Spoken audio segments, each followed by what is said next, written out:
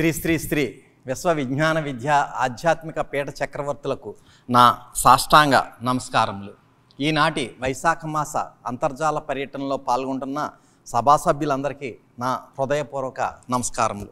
ఈనాటి ఈ అంతర్జాల కార్యక్రమంలో పాల్గొంటున్న ప్రతి ఒక్కరికి స్వాగతం, సుస్వాగతం.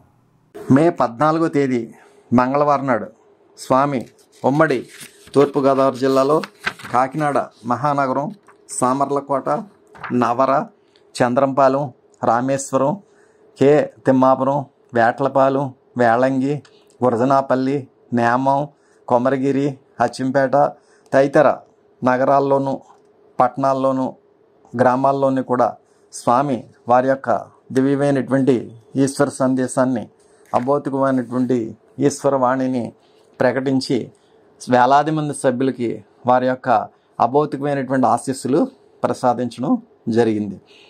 మరి ఈ యొక్క స్వర్గమాతల స్వామి మరొక ఈశ్వర రహస్యాన్ని తెలియజేస్తున్నారండి. ఎన్నాళ్ళై పుట్టితువో ఎన్న, ఎన్నాళ్ళు చేసినది లెక్కింపన్, నిన్నేమైనను గాచిడి దున్నదా, ఇటుపైన గలుగదున్నదా, చెప్పుమా ఎంత శ్రమ పడుచునున్నావో గనుమా, అన్నిటికొక తూరి సున్నా చుట్టి ఏగుచున్నప్పుడు నీ వెంట నుండు జ్ఞానము నీలో. అంచేత అన్నిటికీ కూడా ఒకసారి సున్నా చుట్టేమంటున్నారు స్వామి.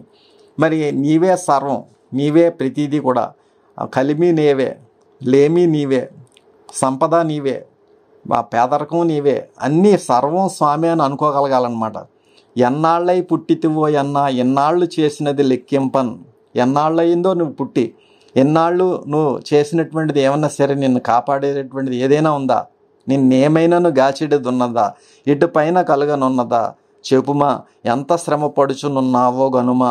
ఎంత శ్రమ పడుతున్నావు, మరి ఉదయం లేచిందే నుంచి రాత్రి పడుకునేంత వరకు కూడా మనం మన కుటుంబం కోసం, మన పిల్లల కోసం, మన మనవల కోసం, మన సిరి సంపదల కోసం, మన ఉద్యోగాల కోసం, మన వ్యాపారాల కోసమే కష్టపడితే 84 లక్షల జన్మల తర్వాత ఆవిర్భవించినటువంటి మానవ జన్మకి ఇంకెప్పుడు ముక్తి వస్తుంది అని చెప్పి స్వామి ప్రశ్నిస్తున్నారనమాట. అంచేత ఎన్నాళ్ళై పుట్టావో, మరి ఇంకెంతకాలం ఉంటావో, ఇంకా అంచేత ఈ యొక్క మహోన్నతమైనటువంటి భగవంతుడు ప్రసాదించినటువంటి ఈ మానవ జన్మకి ముముక్షత్వాన్ని మనం పొందాలి అంటే అన్నిటికి ఒక తూరి సున్నా చుట్టి ఏగుచున్నప్పుడు నీ వెంట నుండి జ్ఞానము. అప్పుడు జ్ఞానం అనేటువంటిది నీలో ఉండి జీవాత్మ పరమాత్మ స్వరూపంగా పరిణామం చెందుతుంది. కాబట్టి అన్నిటికీ కూడా ఒక సున్నా చూటిసేసి మనం భౌతికమైనటువంటి విధానంలో మన వ్యాపారం, మన వ్యవసాయం, మన ఉద్యోగం చేసుకుంటూ మన యొక్క కుటుంబ సభ్యుల్లో ఒక కుటుంబ సభ్యుడిగా ఉంటూ ఆ విధంగా మన యొక్క కార్యక్రమాలను నిర్వర్తించుకుంటూ అభౌతికమైనటువంటి ఈశ్వర రసస్వరూప రహస్యాన్ని, ఆ స్వామి యొక్క జ్ఞానామృతాన్ని మనం గ్రహించడానికి ప్రయత్నం చేసినట్లయితే తప్పనిసరిగా స్వామి యొక్క ఈశ్వర రసస్వరూప తేజస్సు మన మీద, మన కుటుంబ సభ్యుల మీద కూడా ప్రసరింపబడుతుంది అనేటువంటి రహస్యాన్ని అందరూ కూడా గ్రహించవలసిందిగా నా యొక్క మనవి. అంతా లేచి నిలబడి ప్రార్థనలో పాల్గొనండి. ప్రార్థన అనంతరం తిరిగి కూర్చుని తదుపరి సభా కార్యక్రమంలో శ్రద్ధగా పాల్గొనండి. ఇప్పుడు ప్రార్థన.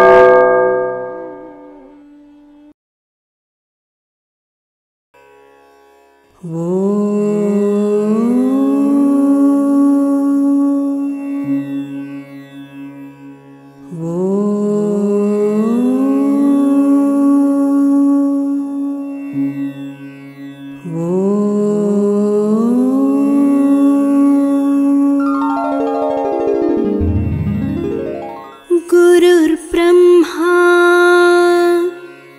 गुरुर्विष्णुः गुरुर्देवो महेश्वरः गुरुसाक्षात् परब्रह्मा तस्मै श्री गुरवे नमः।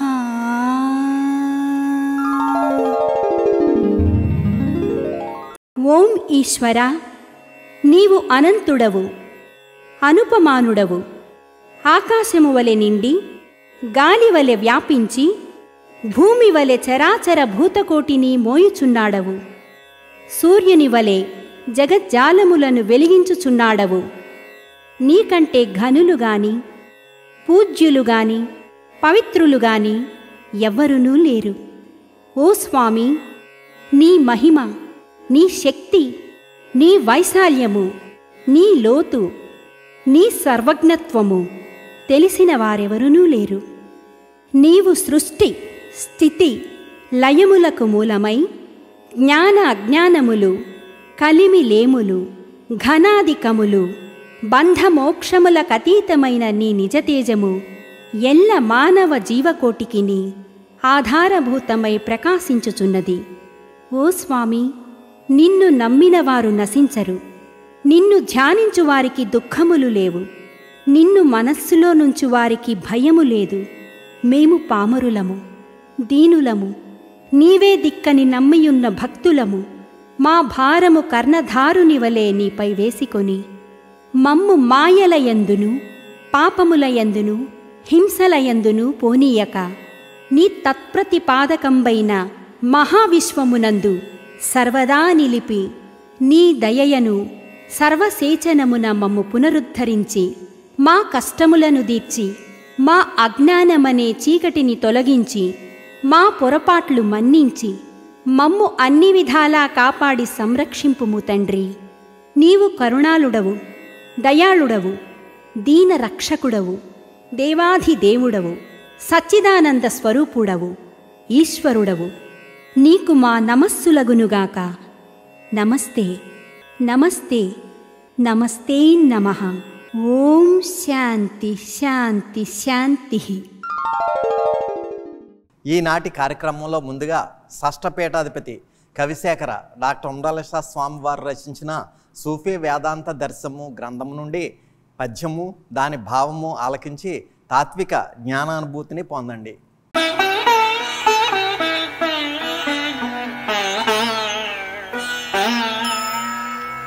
ఏ కాలంబుననే ప్రపంచము, ఏ వేళ ఏ కలల్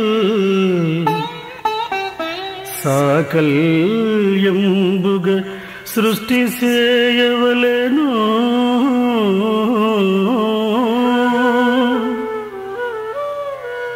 సాగింపగా గర్జమో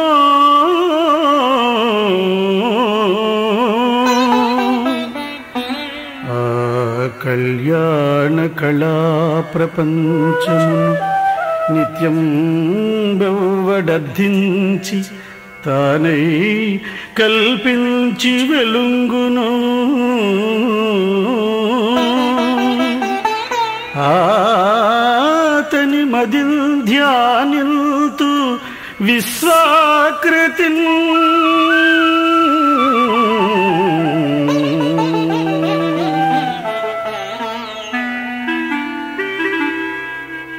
ఏ కాలంలో, ఏ ఖండంలో, ఏ వేళలో ఏ ఏ కళలు సృష్టి చేస్తే బాగుంటుందో ఆలోచించి ఆ కాలంలో, ఆ ఖండంలో, ఆ వేళలో ఆయా కళలను సృష్టించి ఈ కళ్యాణ కళా ప్రపంచానికి మూల కారణమై ఏ తేజస్సు ప్రకాశిస్తుందో ఆ తేజస్సు యొక్క విశ్వాకారాన్ని నేను ధ్యానిస్తున్నాను. శ్రీ విశ్వ విజ్ఞాన విద్య ఆధ్యాత్మిక పీఠ చక్రవర్తులకు నా సాష్టాంగ నమస్కారములు. ఈనాటి అంతర్జాల సభలో పాల్గొంటున్న సభ్యులందరికీ నా నమస్కారములు. శ్రీ విశ్వ విజ్ఞాన విద్య ఆధ్యాత్మిక పీఠంలో స్వామి ఏం చెప్తున్నారు అంటే, భ్రాంతి అనేటువంటిది దాన్ని మనం అధిగమించగలిగినట్లయితేనే ఈశ్వర రసస్వరూపాన్ని గ్రహించగలము. మరి ఆ భ్రాంతి అనేటువంటిది ఎంత పవర్ఫుల్ అంటే, ఎంతో గొప్ప గొప్ప మహామహుల్ని కూడా మోసం చేస్తుందండి. మనకు తెలుసు రావణాసురుడు ఎంత గొప్పవాడో, ఎంత గొప్ప ఆధ్యాత్మికవేత్తో, పంచభూతాలని కూడా ఆ విధంగా తన కంట్రోల్లోకి తెచ్చుకున్నటువంటి వ్యక్తి. సో అటువంటి రావణాసురుడు కూడా భ్రాంతికి లోనైపోయాడు, అరిషడ్ వర్గాల్లో ఒక వర్గానికి లోనైపోయాడు. అంచేత స్వామి మనకి చెప్పేటటువంటిది ఏమిటి అంటే, అరిషడ్ వర్గాలకి బారిన పడవద్దు, దాని భ్రాంతిలో పడవద్దు. కాబట్టి మనం జ్ఞానాన్ని మనం ఎల్లప్పుడూ కూడా మనం అభ్యసిస్తున్నట్లయితే, త్రయీ సాధన మనం ఎల్లప్పుడూ కూడా చేస్తున్నట్లయితే, మంత్ర సాధన, జ్ఞాన సాధన, ధ్యాన సాధనలో మనం ఉన్నట్లయితే, అప్పుడు భ్రాంతి యొక్క కోరల్లో మనం చిక్కుకోము అని చెప్పి స్వామి మనకి తెలియజేస్తున్నారు. అదే విషయాన్ని మనకి ఈ యొక్క మహోన్నతమైనటువంటి సూఫీ వేదాంత దర్శనం అనేటువంటి గ్రంథంలో స్వామి మనకు తెలియజేస్తారు. జీవరహస్యం ఈశ్వరుని చేరుడు త్రోవలు మూసివేసి దుర్భావ పరంపరంపైన వామపదంబులు జూపుచున్న ఈ వేవల్గొక్క రాక్షస ప్రవీణుల సైతము మోసగించి మైకావని పెట్టి కన్నులకు గంతలు కట్టెను. అంటే ఈ మహాప్రవీణులు కూడా మోసపోతారట ఈ భ్రాంతి యొక్క ఇన్ఫ్లుయెన్స్ వల్ల. అంచేత జీవరహస్యము ఈశ్వరుని చేరుడు త్రోవలు మూసివేసి అంటే ఏమిటి? జీవరహస్యం అంటే ఈ జీవాత్మ పరమాత్మ స్వరూపంగా పరిణామం చెందాలి, అదే మోక్షం అని చెప్తున్నారు స్వామి. కానీ మనకి ఈ భ్రాంతి ఏం చేస్తుందంటే, దుర్భావ పరంపరంపైన వామపదంబులు చూపుచున్న అంచేత అధోముఖానికి తీసుకెళ్ళిపోతుంది భ్రాంతి. మరి అటువంటి అధోముఖానికి తీసుకెళ్ళిపోయేటటువంటి దారిని మనం ఎంచుకున్నట్లయితే, అంటే భ్రాంతికి మనం లోనైపోయినట్లయితే, ఆ ప్రకృతికి సంబంధించినటువంటి విషయాల్లో, విషయ వాసనల్లో మనం మునిగిపోయినట్లయితే, అప్పుడు మనకి ఈ జన్మకి ఇంకా ముక్తి అనేటువంటిది లేదు. మరలా 84 లక్షల జడ జన్మల తర్వాత మరలా ఆవిర్భవిస్తే కానీ ముక్తి అనేటువంటిది మనకు లభించదు. అంచేత స్వామి జాగ్రత్తగా ఉండమంటున్నారు. ఈ వేవల్గొక్క రాక్షసి ప్రవీణుల సహితము మోసగించే, ఈ వేవల్గొక్క రాక్షసి ప్రవీణుల సహితము మోసగించే. ప్రవీణులు మరి ఎంత ప్రవీణుడు రావణాసురుడు మనందరికీ కూడా తెలుసు. మరి పంచభూతాలని కూడా కమాండ్ చేయగలిగినటువంటి శక్తివంతుడు కూడా ఆ సీతామహాసాధ్వి మీద మోజుపడడం వల్ల, ఆ యొక్క పొరపాటు చేయడం వల్ల, శీలము అనేది కోల్పోవడం వల్ల తను మరలా ఈ యొక్క తన ప్రాణాన్ని కూడా మొత్తం లంక అంతా కూడా నాశనం అయిపోయింది. రాక్షస సైన్యం అంతా కూడా నాశనం అయిపోయారు, మొత్తం అంతా కూడా నాశనం అయిపోయారు. మరి మొత్తం సీతామహాసాధ్వి ఆ యొక్క భ్రాంతి అనేటువంటిది ఆ రూపంలో ఆవహించడం వల్ల రావణాసురుడు లాంటి గొప్ప ప్రవీణుడు కూడా మోసపోవడం అనేటువంటిది జరిగింది. అంత గొప్ప శక్తి భ్రాంతి శక్తి. అంచేతనే ఈశ్వర శక్తి ఎంతో, భ్రాంతి శక్తి కూడా అంతే పవర్ఫుల్. కాబట్టి భ్రాంతి నుండి మనం బయటపడాలంటే ఒకటే మార్గం ఏమిటి? త్రయీ సాధన, మంత్ర సాధన, జ్ఞాన సాధన, ధ్యాన సాధన. అది ఆచరిస్తూ ప్రతి గురువారం కూడా మనం పిఠాపురం ఆరాధనా కార్యక్రమానికి వస్తూ మన గ్రామాల్లో ఉన్నటువంటి ఆరాధనా కార్యక్రమానికి మనం హాజరవుతూ, మనం ఎప్పుడైతే స్వామి ఆదేశించినటువంటి కార్యక్రమాల్లో మనం పాల్గొన్నామో అప్పుడు ఆ భ్రాంతి అనేటువంటి రాక్షసి యొక్క కోరల్లో మనం ఇరుక్కోకుండా స్వామి మనల్ని కాపాడుతారు. అంచేత అటువంటి శక్తిని స్వామి నుండి మనం పొందడానికి స్వామి ఆదేశించినటువంటి కార్యక్రమాలన్నిటిలోని కూడా పాల్గొని భ్రాంతి బారిన పడకుండా మనకు మనం కాపాడుకునేటటువంటి శక్తిని స్వామి మనకు ప్రసాదించాలని చెప్పి స్వామి వారికి నా యొక్క విజ్ఞప్తి.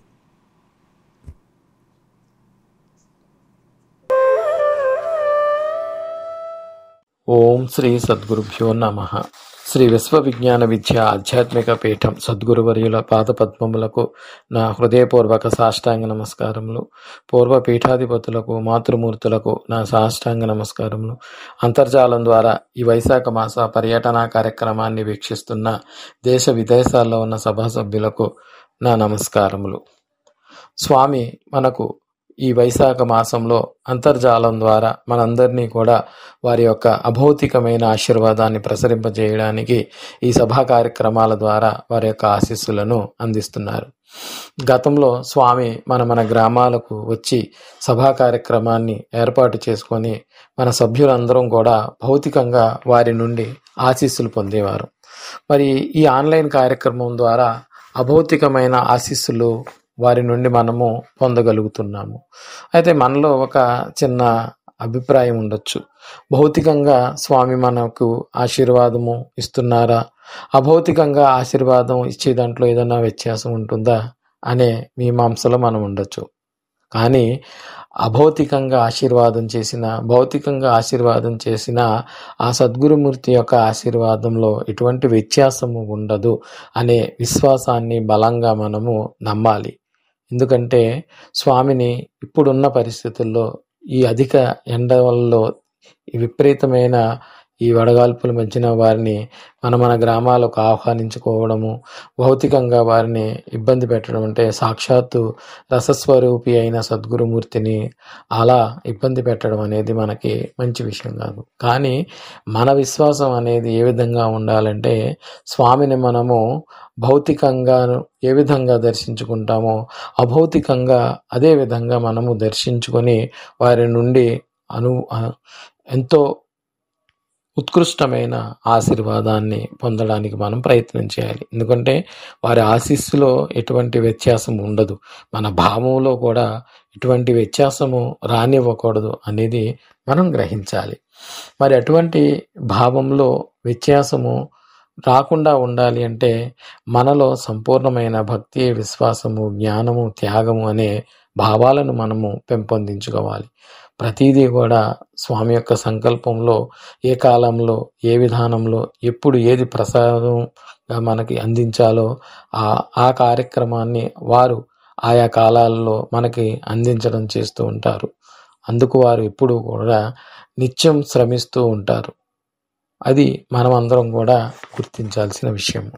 మరి అటువంటి విషయాన్ని అభౌతికంగా భగవంతుని యొక్క కృప ఏ విధంగా లభిస్తుంది, కష్టాల నుండి, దుఃఖాల నుండి అది ఏ విధంగా బయటపడేస్తుంది అనేది ఒక చిన్న కథాంశం ద్వారా మనం ఇప్పుడు తెలుసుకుందాం. ఒక ఊరిలో ఒక తండ్రి కొడుకు ఉన్నారు. ఆ తండ్రికి చిన్న మందుల షాపు ఉంది. అది కూడా అద్దె షాప్లో నడుపుతూ ఉంటాడు. అలాగే కొడుకుని కష్టపడి చదివించుకున్నాడు. తండ్రికి విపరీతమైన దైవభక్తి, దైవభీతి ఉంటుంది. ప్రతి పనిలోనూ కూడా దేవుణ్ణి స్మరించడము, అంతా దేవుని దయ అని చెప్పడం జరుగుతూ ఉంటుంది. ఆ ఊర్లో అతనికి మంచి పేరు, గుర్తింపు ఉంటుంది. కొడుకు తండ్రి మాటలు వింటాడు, కానీ కొంత ఆధునిక భావాలు, స్వశక్తి మీద నమ్మకము, ప్రతిదానికి దైవం మీద, ఇంకొకరి మీద ఆధారపడి ఉండడం అతనికి ఇష్టం ఉండదు. అలాగే దైవాన్ని స్మరించడం కూడా చాలా తక్కువ సందర్భాల్లో జరుగుతూ ఉంటుంది. తండ్రి నడుపుతున్న మందుల షాప్లో తాను కూడా తీరిక సమయాల్లో కూర్చొని తండ్రికి సహాయం చేస్తూ ఉంటాడు. తండ్రి తన షాపుకి మందుల కోసం వచ్చిన వారితో దేవునికి నమస్కారం చేసుకుని ఆ మందులు ఇచ్చి, త్వరగా తగ్గిపోతుందండి, ఏమీ భయం లేదు, అన్నీ దేవుడు చూసుకుంటాడు అని చెప్పి పంపిస్తుంటాడు. అది విన్న కొడుకు మాత్రము దాన్ని పెద్దగా పట్టించుకోడు. పైగా తండ్రితో వాదిస్తూ ఉంటాడు. మందులు మనం తయారు చేయలేదు కదా, మనం డాక్టరం కాదు కదా, మనం ఏ విధంగా చెప్తామంటే ఏది జరిగినా ఆ భగవంతుడి మీదే ఉండాలి, అది ఏం చేసినా భగవంతుడే చేస్తాడని తండ్రి అతనికి సమాధానం చెప్తూ ఉంటాడు. అలాగే ఒకరోజు తండ్రికి ఏదో అర్జెంట్ పని ఉండి బయటికి వెళ్లాల్సి వచ్చి సాయంత్రం ఆ షాపుని చూసుకోమని కొడుకు అప్పగించి వెళ్తాడు. వెళ్లే ముందు ఒకరి గురించి చెప్పి అతను వస్తే ఈ చీటీ చూసి ఈ మందు ఇచ్చి పంపించు అని చెప్తాడు. సరే అని కొడుకు ఆ షాప్లో కూర్చొని ఉంటాడు. చీకటి పడేసరికి వర్షం మొదలయ్యి బాగా ఎక్కువగా కురవడం జరుగుతుంది. అంతలోనే కరెంటు కూడా పోతుంది. చీకట్లో ఒక చిన్న దీపం వెలిగించి ఆ కొడుకు షాప్లో కూర్చొని ఉంటాడు. ఎంతసేపు అయినా కానీ ఆ తండ్రి చెప్పిన అతను మందు తీసుకోవడానికి రావడం లేదు. ఇతనికి బాగా చిరాకు వచ్చి షాప్ కట్టేద్దామని అనుకునేసరికి అతను కంగారుగా పరిగెత్తుకుని వచ్చి చీటీ చూపిస్తాడు. అప్పుడు ఏంటి ఇంత లేట్ అయిందంటే, డబ్బుల కోసం లేట్ అయిందండి అని చెప్తాడు. త్వరగా మందు ఇవ్వండి, అక్కడ మా అమ్మగారికి బాగా సీరియస్గా ఉంది, డాక్టర్ గారు అర్జెంటుగా ఈ మందు పట్టించమని చెప్పారు అంటాడు. సరే అని అతనికి అక్కడ ఉన్న మందు సీసా ఇచ్చి పంపిస్తాడు. అది పట్టుకొని అతను కంగారుగా వెళ్ళిపోతాడు. ఆ వెళ్ళిన అతని వంక చూస్తూ షాప్ ఇంకా కట్టేద్దాం అనుకునే సమయంలో కరెంట్ వస్తుంది. చూస్తే ఆ బల్ల మీద తన తండ్రి ఇచ్చిన మందు సీసా అక్కడే ఉంది. అతనికి వేరే మందు ఇచ్చి పంపించేశాడు.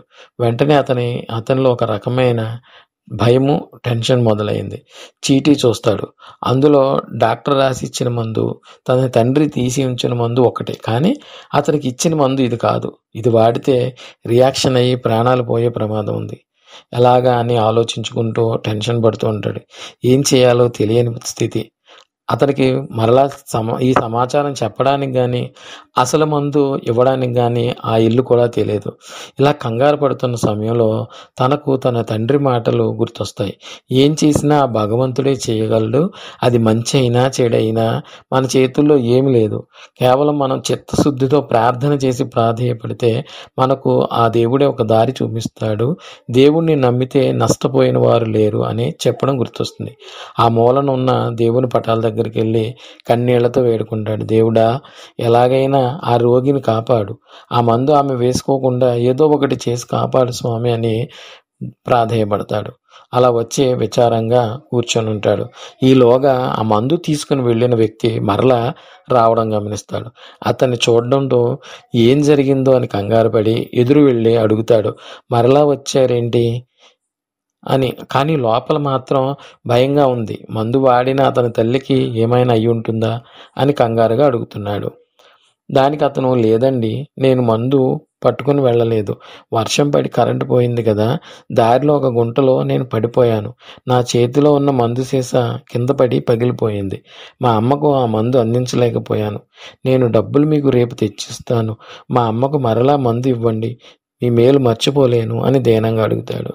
ఆ మాట విన్న ఆ కొడుకు మనసులోనే చాలా ఆనందించి తన తండ్రి తీసి ఉంచిన మందు సీసా అతనికి ఇచ్చి, డబ్బులేమీ ఇవ్వద్దులేండి, పట్టుకుని వెళ్ళండి, మీ అమ్మగారికి త్వరగా నయమవుతుంది, ఆ దేవుడు అన్నీ చూసుకుంటాడు అని తన తండ్రిలాగే దేవుడికి దండం పెట్టుకొని ఆ మందు సీసా ఇచ్చి పంపిస్తాడు.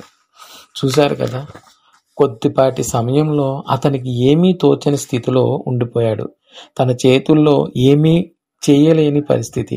నిజంగా అతను ఇచ్చిన మందు ఇంటికి తీసుకుని వెళ్ళి వాడితే అది ఏమాత్రం విఘటించి ప్రమాదం జరిగితే అప్పటి వరకు తన తండ్రికి ఉన్న మంచి పేరు ఏమయ్యేది? ఇవన్నీ తలుచుకొని అతను పడిన మనోవేదన ఎలా ఉంటుందో, ఆ సమయంలో అతనికి భగవంతుడు గుర్తొచ్చి భగవంతుడికి ప్రార్థించాలి అనే ఆలోచన రావడంతో అటువంటి పెద్ద ప్రమాదం నుండి భగవంతుడు సులభంగా అతన్ని తప్పించాడు. భగవంతుని సంకల్పం ఇలా ఉంటుంది. మనం ఎన్నో ప్రతిపాదిస్తూ ఉంటాం, ఇది ఇలా ఉండాలి, అది అలా ఉండాలి, ఇలా జరగాలి, అలా జరగాలి అని. అవేవోవో అనుకుంటూ ప్రణాళికలు రచిస్తూ ఉంటాం, కానీ అవేమి అనుకున్నట్టుగా జరగదు. దేవుడు ఎలా జరగాలని తలపెట్టాడో అదే జరుగుతుంది. దాన్నే స్వామి మనకు ఎప్పుడు చెప్తారు, మ్యాన్ ప్రపోజెస్, గాడ్ డిస్పోజెస్ అని. కాబట్టి మనం ప్రతిదీ కూడా భగవత్ సంకల్పంగా భావించి దాన్ని మనము భగవంతునికి అర్పించి ఏది చేసినా, అంటే అది భౌతిక విధానంలో మనము సమర్పించిన, అభౌతిక విధానంలో మనం సమర్పించిన అన్నీ కూడా భగవంతునికే. మనం కేవలం వారి చేతిలో పరికరం మాత్రమే. ఈ పరికరాన్ని ఏ సమయంలో ఎలా ఉపయోగించాలో అన్నీ తెలిసింది ఆ సద్గురువర్యులకే అనే భావంలో మనం సమర్పణ భావంతో ఉండాలి. అంతే తప్ప మనకు తోచిందే, మనం తలిచిందే జరగాలి అనే పట్టుదలకు పోయి ప్రమాదాలు తెచ్చుకోకూడదు. మరి అటువంటి అవకాశాలు స్వామి మనకు భౌతికంగా ప్రసాదించిన ఆ సద్గురువర్యుల యొక్క ఉత్కృష్టమైన ఆశీర్వాదంతో ఈ రోజున మనం ఈ విధంగా ఉండగలుగుతున్నాము. మనము మన సంతతి ఇంత సుఖంగా సంతోషంగా జీవించగలుగుతున్నామంటే దానికి అంతా సద్గురువర్యుల కృప అని మనం అందరూ గుర్తించి వారి యొక్క కృపకు ఎల్లప్పుడూ పాత్రులయ్యే విధంగా మన విధానము ఉండాలని కోరుకుంటూ ఈ అవకాశం ఇచ్చిన సద్గురువర్యులకు నా హృదయపూర్వక నమస్కారములు తెలియజేస్తూ ముగిస్తున్నాను. ఓం శ్రీ సద్గురుభ్యో నమః. శుభం. కొద్ది క్షణాలలో స్వామివారి దివ్య సందేశం ప్రారంభమవుతుంది. శ్రద్ధాశక్తులతో ఆలకించి ప్రత్యక్షానుభూతిని పొందండి.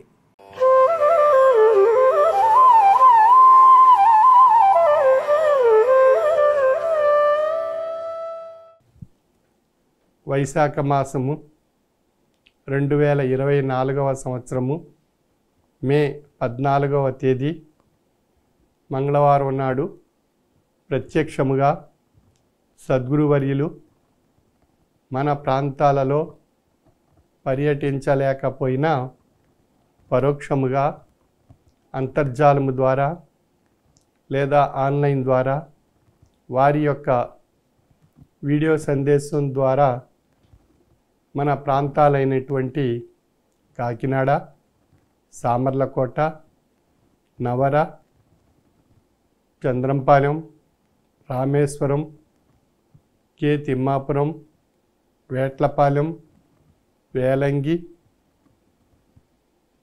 గురుజనాపల్లి, నేమం, కొమరగిరి, అచ్చంపేట మున్నగు ప్రాంతాలలో ఉన్నటువంటి శ్రీ విశ్వ విజ్ఞాన విద్యా ఆధ్యాత్మిక పీఠ సభా సభ్యులకు, సభ్యేతరులకు, అతిథులకు నా యొక్క హృదయపూర్వక మనస్సువాంజలులు. శ్రీ విశ్వ విజ్ఞాన విద్య ఆధ్యాత్మిక తత్వము మనలో ఉన్న జడత్వాన్ని తొలగించి జీవన తత్వంలో ఆధ్యాత్మిక తాత్విక మార్గాన్న ఈశ్వర తత్వం వైపు పయనింపజేసి మనలో ఉండేటువంటి జడ కాలుష్యాన్ని తొలగించి మనలో ఆధ్యాత్మిక తాత్విక ఆలోచనలు ప్రేరేపింపజేసి మానసికంగా మనలో ఒక చక్కని జీవన విధానాన్ని, సంస్కారాన్ని తెలియజేసేటువంటి తాత్విక జీవన విధానము శ్రీ విశ్వ విజ్ఞాన విద్య ఆధ్యాత్మిక పీఠం యొక్క తత్వము. ఈనాటి దైనందిన జీవన విధానంలో మనం ఉదయం లేచిన దగ్గర నుంచి రాత్రి నిద్రపోయేంత వరకు అనేక రకాలైనటువంటి సంసార పరంగా, సామాజిక పరంగా, లౌకిక పరంగా, ఆర్థిక పరంగా, అనారోగ్య పరంగా ఎన్నో రకాలైనటువంటి తాపత్రయాలు, సమస్యలు మనని మానసికంగా ఎంతో బాధ కలిగిస్తూ ఉంటాయి.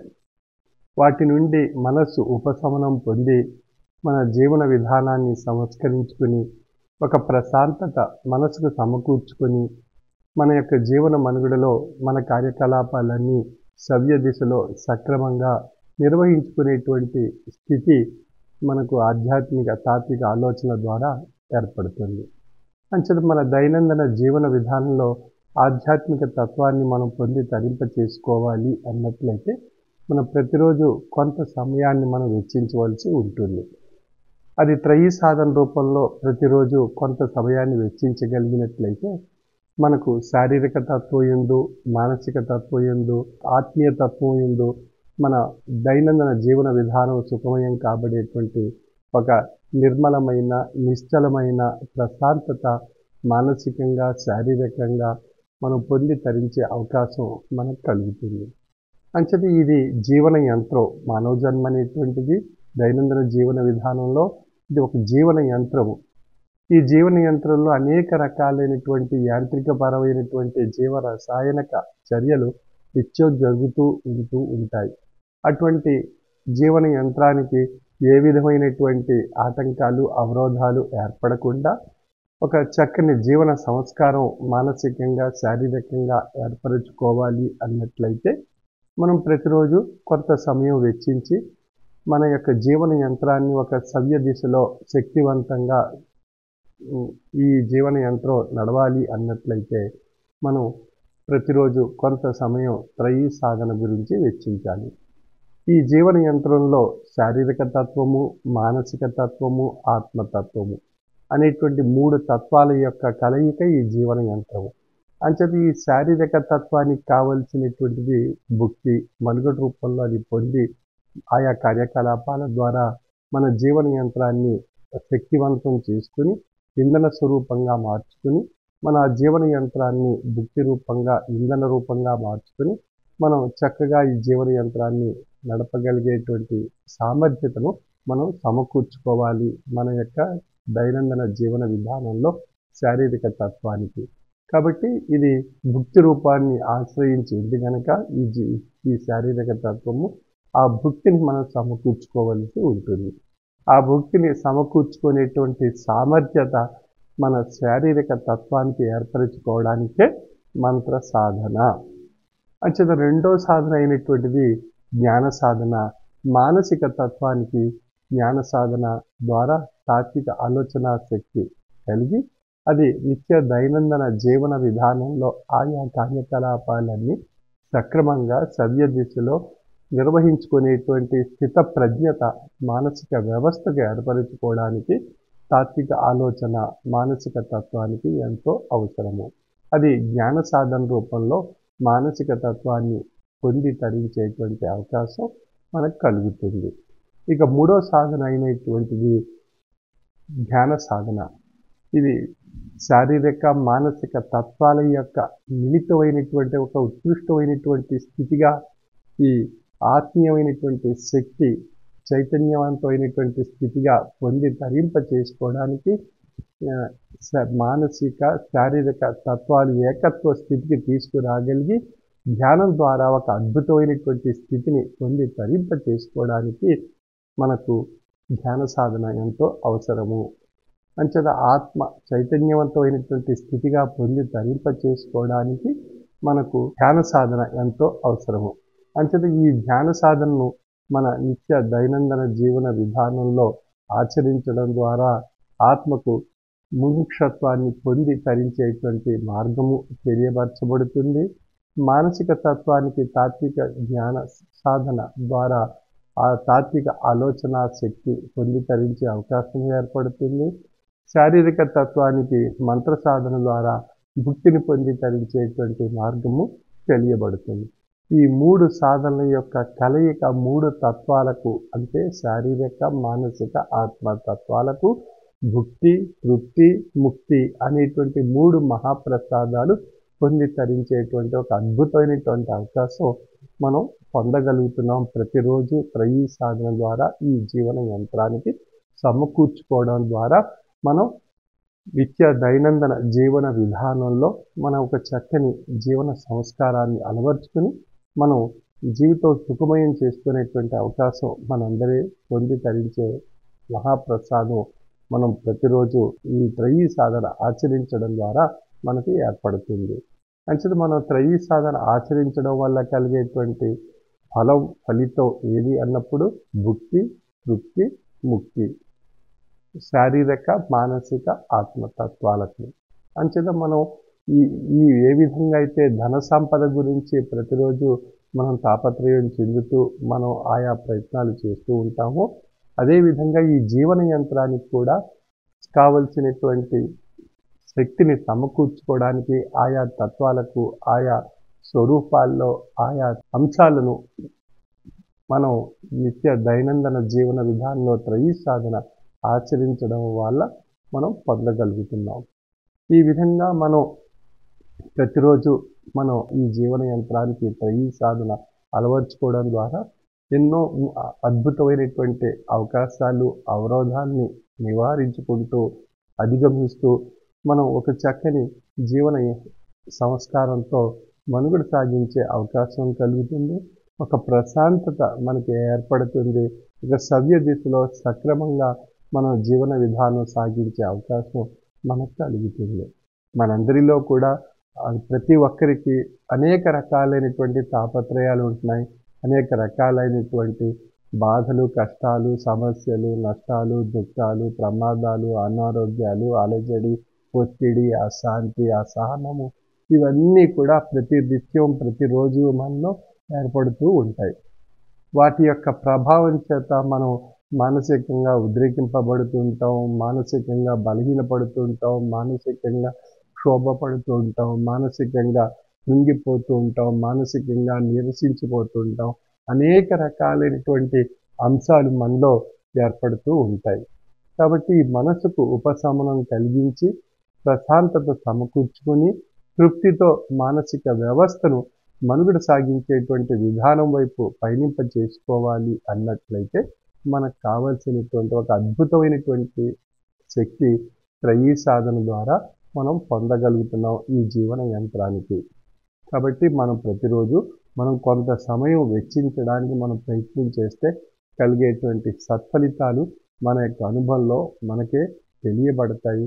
అటువంటి అనుభవపూర్వకమైనటువంటి తాత్విక విధానం త్రయీ సాధన ద్వారా మనం ఆచరించడానికి ప్రయత్నం చేసి మనం ఆయా ఫలితాలు పొందుతూ మన యొక్క జీవన తత్వంలో ఆధ్యాత్మిక తత్వం ఒక బాటగా మార్గముగా మనం అన్వయింపజేసుకుని త్రయీ సాధన ఆచరిస్తూ ప్రతిరోజు మన దైనందిన జీవన విధానాన్ని ఆరోగ్యము ఆయుష్ రూపంలో మనం ప్రయాణం సాగించేటువంటి విధానంగా మార్చుకోగలిగినట్లయితే మనలో ఎన్నో అద్భుతమైనటువంటి విషయాలు ఫలితాలు మనం పొంది ధరించే అవకాశం మనందరికీ కలుగుతుంది. కాబట్టి ఈ యొక్క విషయాన్ని ఈ పవిత్రమైనటువంటి వైశాఖ మాసంలో మనం ఆచరించి భగవత్ కృపకు సద్గురువర్యుల కృపకు పాత్రలు కావాల్సిందిగా నా యొక్క మనవి.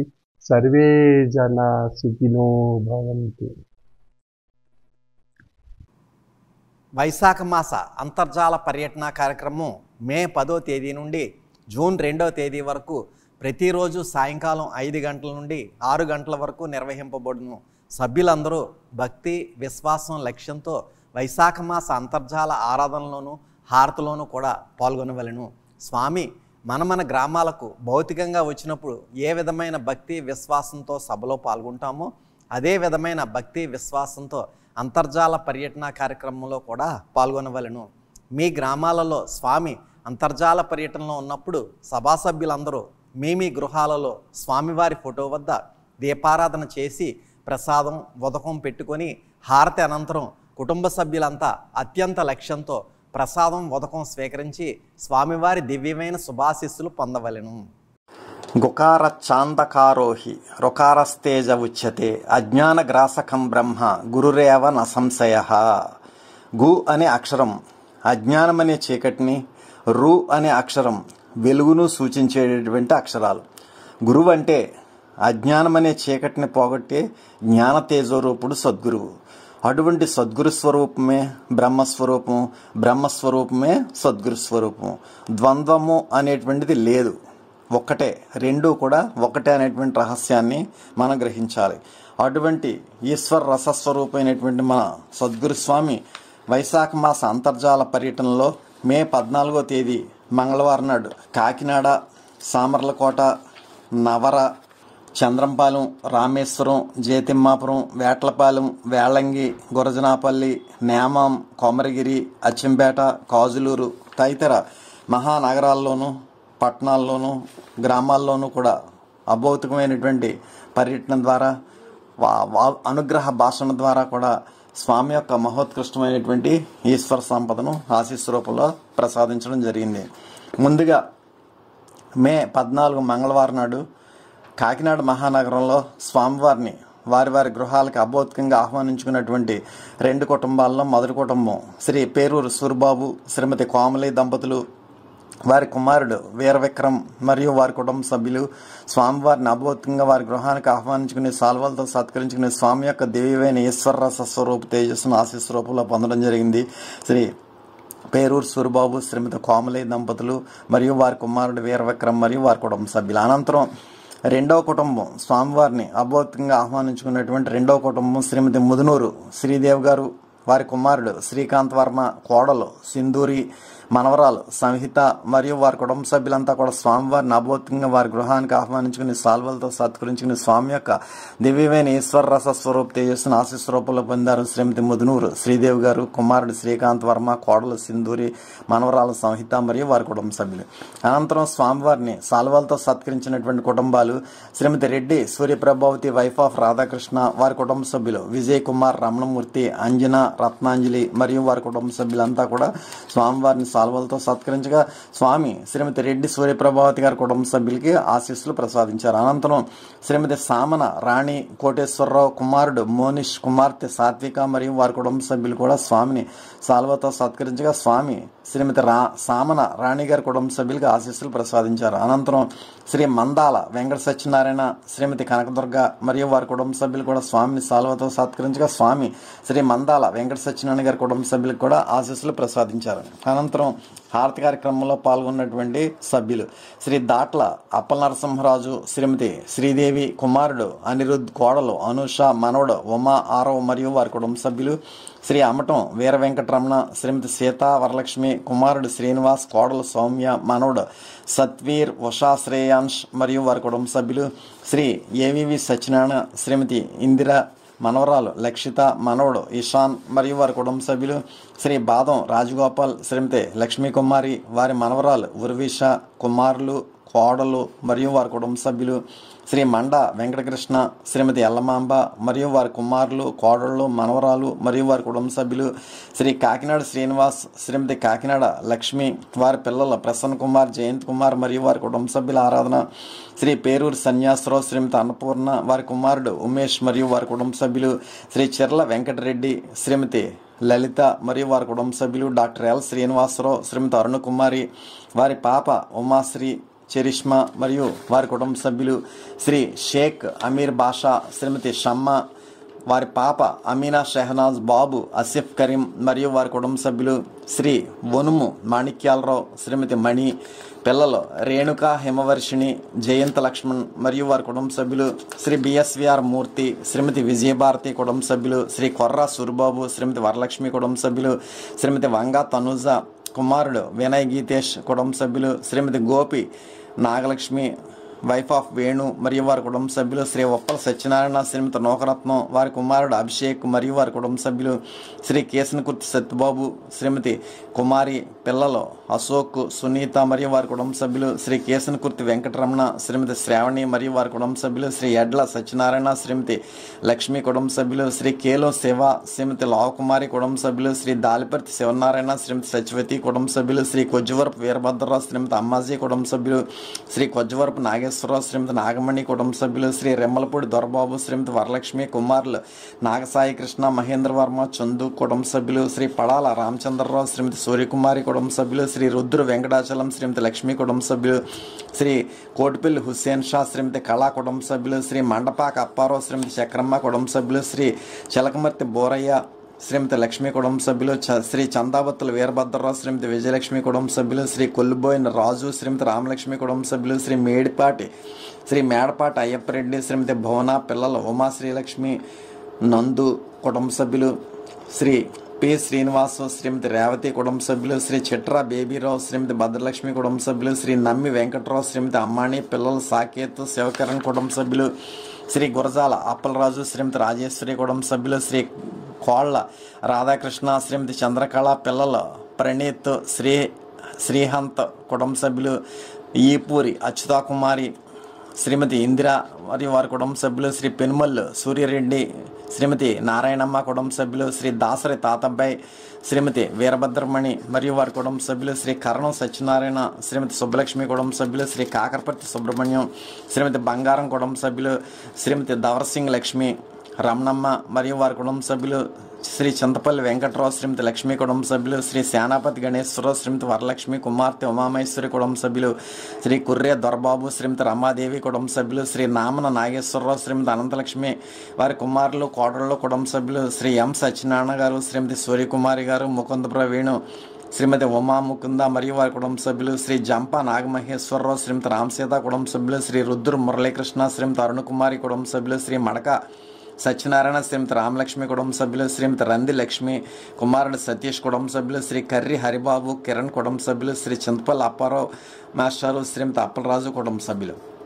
ఈ విధంగా కాకినాడ నుండి హారతి కార్యక్రమంలో పాల్గొన్న 50 మంది సభ్యులకి కూడా స్వామి యొక్క దివ్యమైన ఈశ్వర రసస్వరూప తేజస్సును ఆశీస్వరూపంలో ప్రకటింపజేశారు. అనంతరం సామర్లకోట నుండి స్వామిని సాల్వతో సత్కరించినటువంటి శ్రీ చల్లాబత్తుల సుబ్బలక్ష్మి, కుమారులు సత్యరాజు, సుబ్రహ్మణ్యం, కోడళ్ళు శివ, గంగాభవాని, శ్వేతవేణి మరియు మనవలో మనవరాళ్ళు కుటుంబ సభ్యులంతా కూడా స్వామిని సాల్వతో సత్కరించగా స్వామి శ్రీమతి చల్లాబత్తుల సుబ్బలక్ష్మి గారి కుటుంబ సభ్యులందరికీ కూడా ఆశీస్సులు ప్రసాదించారు. అనంతరం హారతి కార్యక్రమంలో పాల్గొన్న సామర్లకోట సభ్యులు డేగల ప్రభావతి గారు, చక్రం గారి కుటుంబ సభ్యులు, కట్టా సత్యబాబు గారు, శ్రీమతి లక్ష్మి గారి కుటుంబ సభ్యులు, డేగల మల్లేశ్వరరావు గారు, శ్రీమతి గంగాభవాని గారి కుటుంబ సభ్యులు, కరెడ్ల విజయ్ గారి కుటుంబ సభ్యులు, మల్రెడ్డి శ్రీను, శ్రీమతి లక్ష్మి గారి కుటుంబ సభ్యులు, పెగరెడ్ల వెంకటరమణ, శ్రీమతి వెంకటలక్ష్మి గారి కుటుంబ సభ్యులు, ఎరికిరెడ్డి వెంకటరావు, శ్రీమతి దుర్గా గారి కుటుంబ సభ్యులు, చల్లాబత్తుల జోగరత్నం గారి కుటుంబ సభ్యులు, దాసపత్ని రామారావు, శ్రీమతి వరలక్ష్మి గారి కుటుంబ సభ్యులు, బండారు వీర వెంకట సత్యనారాయణ, శ్రీమతి గంగాభవాని గారి కుటుంబ సభ్యులు, చల్లాబత్తుల వెంకట సుబ్రహ్మణ్యం,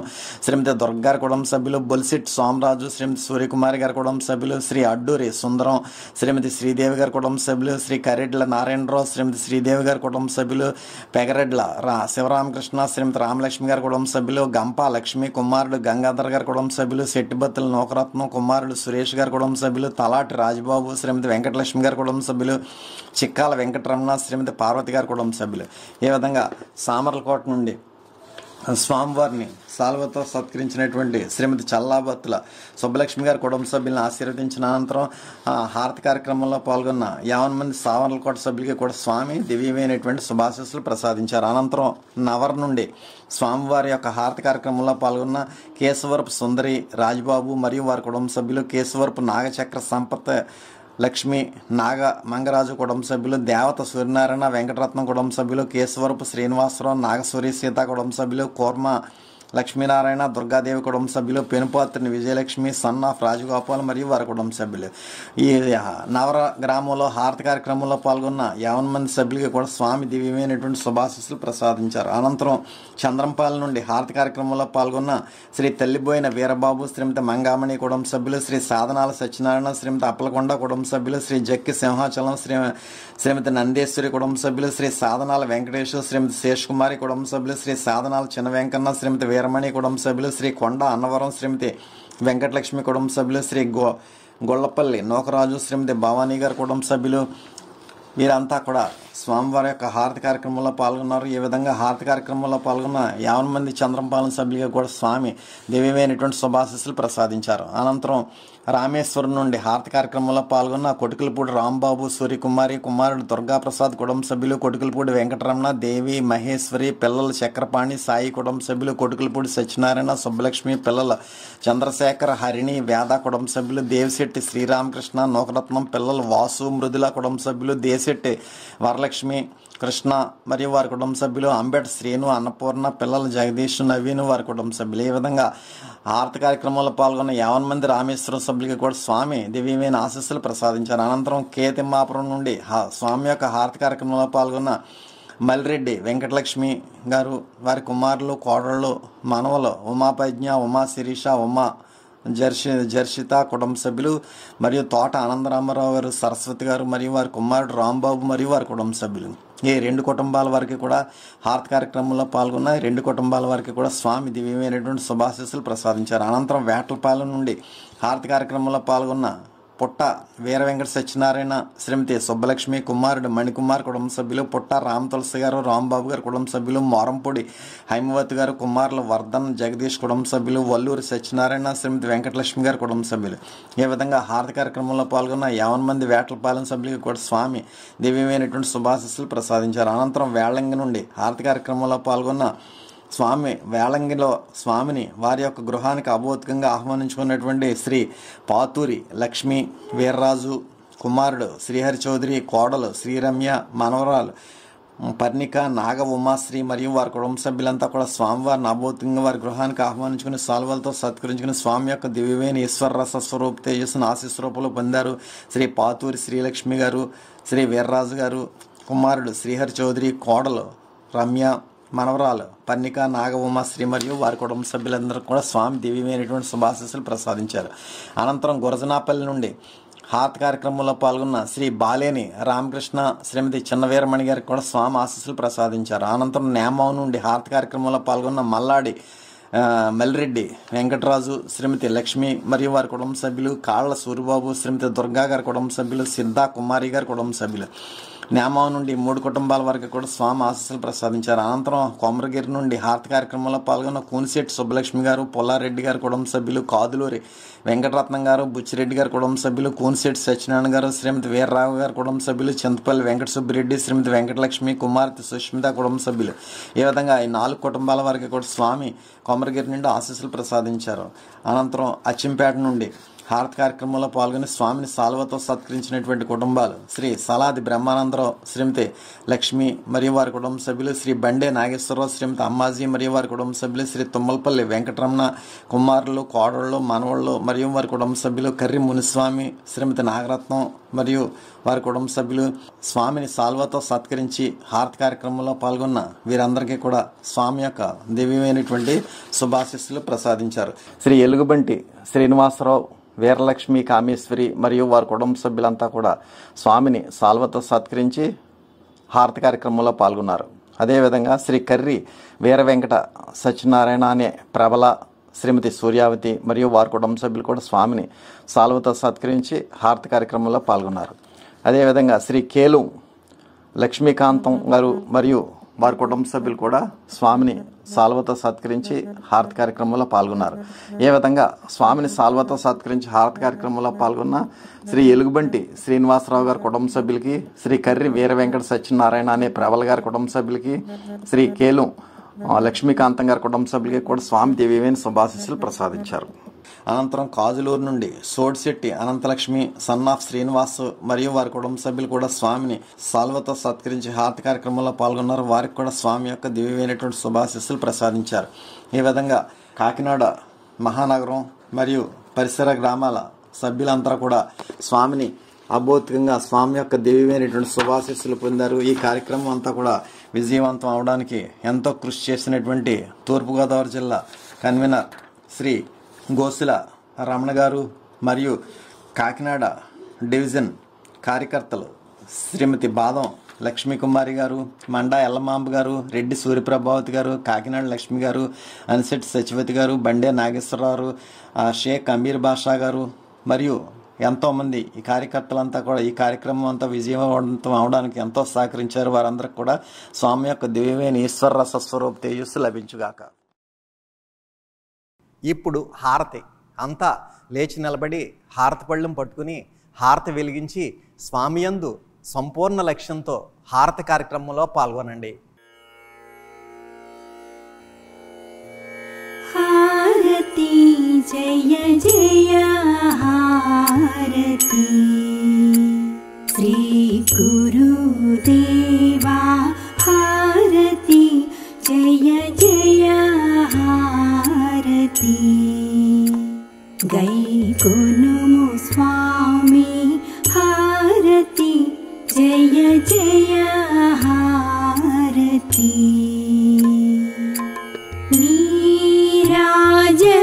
నీరాజనములుని పేరు పేరున గూర్చి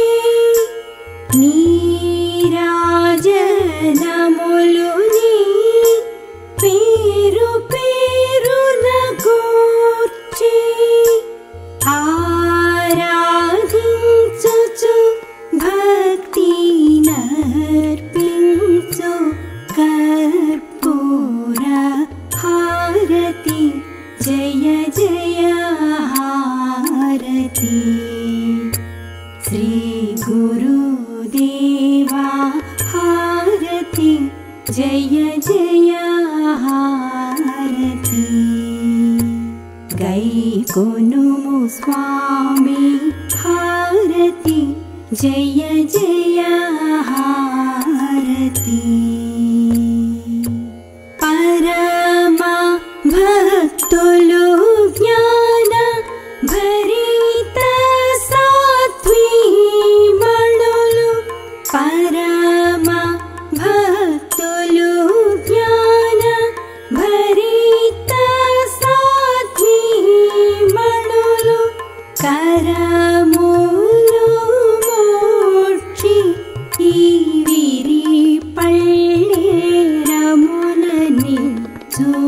హారతి జయ జయ హారతి శ్రీ గురుదేవా హారతి జయ జయ హారతి గైకొనుము స్వామి హారతి జయ జయ హారతి పరతత్వ తేజమ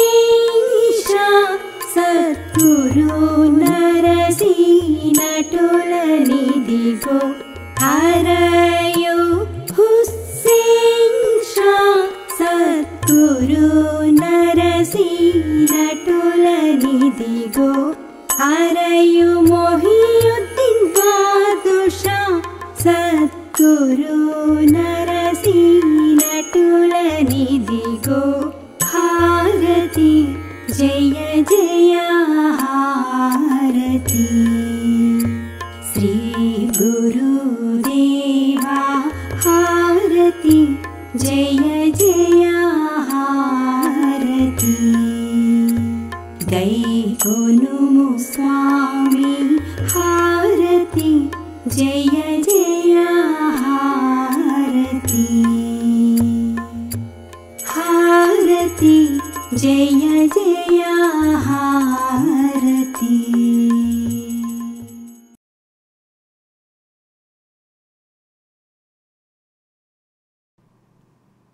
మీరు మీ కుటుంబ సభ్యులందరూ హారతి అనంతరం తీర్థప్రసాదాలు స్వీకరించండి. స్వామివారి దివ్య ఆశీస్సులతో ఎంతో వైభవంగా నిర్వహింపబడిన ఈనాటి వైశాఖ మాస అంతర్జాల సభ ఇంతటితో ముగిసినది. ఈనాటి అంతర్జాల సభలో పాల్గొన్న ప్రతి ఒక్కరికి ధన్యవాదములు. శుభం.